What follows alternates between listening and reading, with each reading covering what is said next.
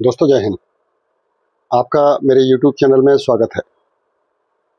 आज दोस्तों मैं किसी पर्टिकुलर टॉपिक पे बात करने के लिए नहीं आया हूँ। आज मैं केवल आया हूँ जस्ट आप सब लोगों को धन्यवाद करने।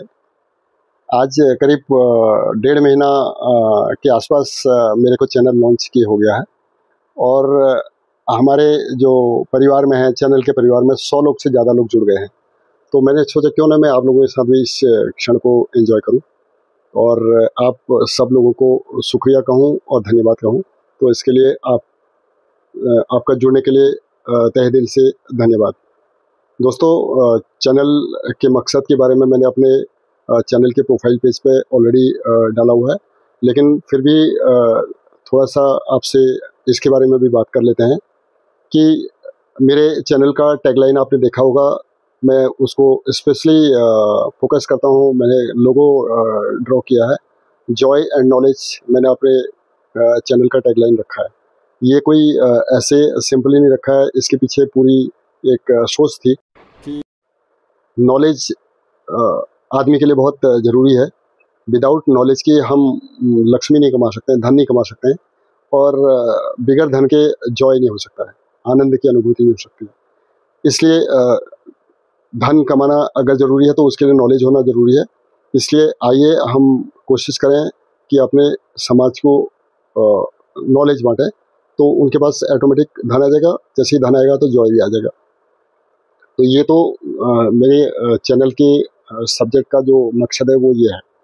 दूसरा दोस्तों एक जो काफ़ी हम सोचते हैं और उस पर बात करना चाहते हैं वो है आज के हमारे जो युवा हैं, स्पेशली जो जिनकी बात मैं युवा की बात इसलिए ज़्यादा करना चाहता हूँ क्योंकि वही आगे हमारे देश का भविष्य है और वही हमारे देश के भविष्य को तय करने वाले हैं और उन्हीं के हाथ में आगे अल्टीमेटली बागडोर आने वाली है। तो आप जिस प्रकार से हमारे जो आज की डेट में जो रॉ मटेरियल है उसका जो क्वालिटी होगा, ये हम सब समझते हैं कि वो फिनिश गुड्स की क्वालिटी को उसी प्रकार से वो इंश्योर करेंगे।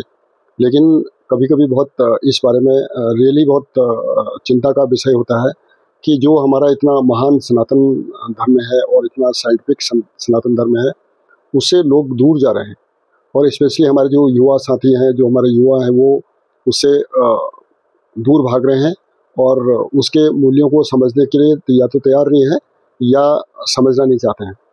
देखिए हमारा जो देश है दोस्तों, वो एक युवा प्रधान देश है और आज की डेट में कम से कम जो 28% हमारे युवा हैं, 42 करोड़ के उनकी पॉपुलेशन है हमारे इंडिया में। तो एक बहुत बड़े जनसंख्या को वो कंट्रीब्यूट करते हैं और उनका अगर इस प्रकार का जो मोहभंग है हमारे अपने इतने महान सनातन धर्म के प्रति, तो वो हमारे लिए एक बहुत बड़ा, हमारे लिए और हमारे देश के भविष्य के लिए एक बहुत बड़ा कंसर्न होना चाहिए।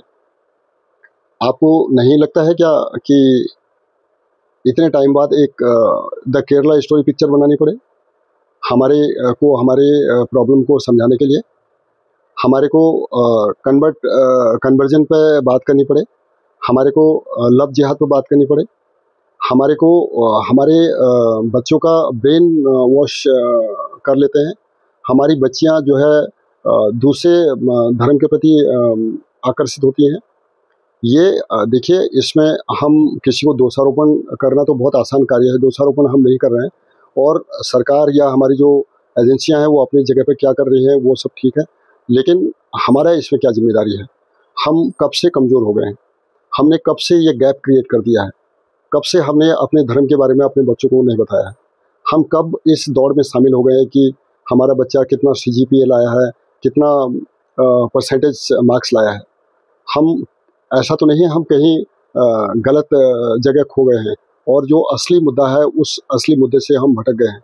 देखिए क्यों हम अपनी सभ्यता को छोड़ के पश्चिमी सभ्यता की ओर आकर्षित हो रहे हैं?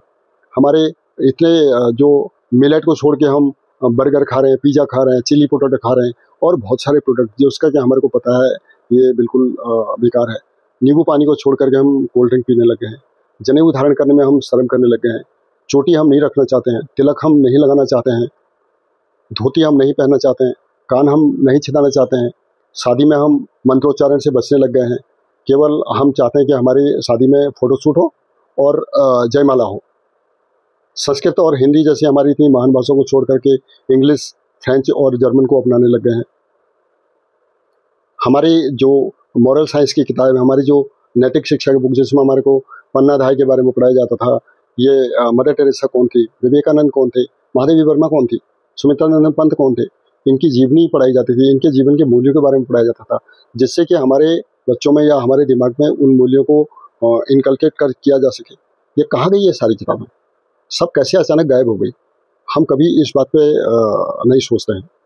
तो इसलिए मेरे दिमाग में ये सब बात आया कि क्यों ना एक बार जब आदमी अपने करियर को एक बार ऑफ करे, तो उसके बाद वो आइडियल ना बैठे, वो अब वापस हमने जैसे मैंने अपने प्रोफाइल में लिखा है, मैं सोचता हूँ कि सबसे फर्स्ट दोस्तों हमारे को ये समझना पड़ेगा कि हमारे को जो भी मिला है, हमने जो भी कमाया, हमने जो भी अर्न, चाहे वो हमने पैसा कमाया है, चाहे हमने इज्जत कमाई, हमने कोई स्किल कमाया है, कोई हमने नॉलेज अर्न किया है, वो सारा अल्टीमेटली इस समाज से लिया है।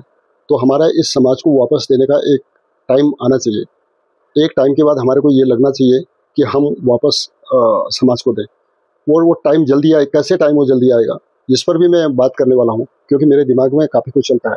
वो अगर देखिए दोस्तों, जैसे हमारा होता है 80 साल तक हमारे लोग अगर खुद के बैंक बैलेंस को चेक करते रहेंगे, तो वो वापस समाज को कब देंगे? तो एक पर्टिकुलर समय हो, हम एक पर्टिकुलर समय अपने दिमाग में निर्धारित करें कि अब हो गया बस। उसके लिए क्या होगा कि हमारे सबसे पहले सवाल उठता है कि हमारे जीवन यापन के लिए हमारे पास इतना धन होना चाहिए कि हम जो नौकरी पेशा मध्यम वर्ग के लोग हैं, हम खाने पीने का हमारे पास व्यवस्था हो तभी हम अपने समाज को देने की बात कर सकते हैं। उसके लिए हमारे पास टाइम पे रिटायरमेंट प्लानिंग का होना चाहिए। जबकि आजकल हमारे को जो सिखाया गया है कि रिटायरमेंट प्लानिंग बात की चीज़ है, उसको अपने जवानी में या अपने करियर के शुरुआत में करना ठीक नहीं है। और जो हमारे भगवान को याद करने का बात है, हमारे ग्रंथों को हमारे वेदों को पढ़ने के बाद, ये सब हमारे ओल्ड एज के काम है। ये पता नहीं हमारे को किसने हमारे दिमाग में इस प्रकार की बातें भर दिया है कि महाभारत की, रामायण की या वेद हमारे घर के अंदर तो होनी चाहिए, वो लाल कपड़े में रैप किए हुए रखे होने चाहिए।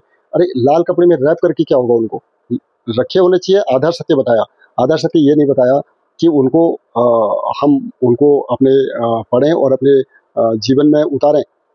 अब क्या है दोस्तों कि हम लोग तुरंत चले जाएंगे, इसमें तो सरकार का दोष है, ये हमारे क्लासों में नहीं पढ़ाई जाती और धर्मों में तो पढ़ाई थी। अरे हमारे को हमारे घर के अंदर अपने बच्चों को बताने में किसने मना किया था? हमने क्यों किसी फिल्म प्रोड्यूसर ने द केरला स्टोरी बताई कि भाई वास्तव में हमने कहीं ना कहीं मुझे लगता है कि हमने कहीं गैप क्रिएट कर दिया। देखिए जैसे कहीं गैप हम क्रिएट करते हैं, वहाँ पे दूसरा चीज़ का फिलअप होना ज़रूरी है। तो हमारा साइंस कहता है कोई भी चीज़ वैक्यूम निर्वात बिल्कुल नहीं रह सकता है। और वही हमारे साथ ऐसा हुआ है कि हमने अपने बच्चों को वास्तव में अपने धर्म के बारे में नहीं बताया। हमारे को ये जिम्मेदारी कहीं ना कहीं अपने ऊपर लेनी पड़ेगी। तो मैं वीडियो को बहुत ज़्यादा लंबा नहीं करूँगा क्योंकि आप लोग बोर हो जाएंगे। तो इसलिए मैंने सोचा कि मैं एक छोटा ब्रीफ अपना इंट्रोडक्शन चैनल के बारे में दूं।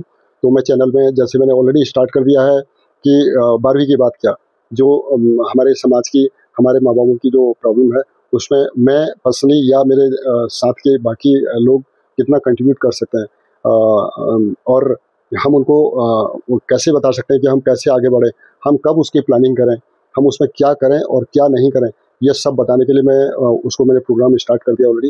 पहला वाला भाग ऑलरेडी मैंने अपने इस पर अपलोड कर दिया है, शायद आप लोगों ने अगर नहीं देखा है तो उसको जरूर देखिए।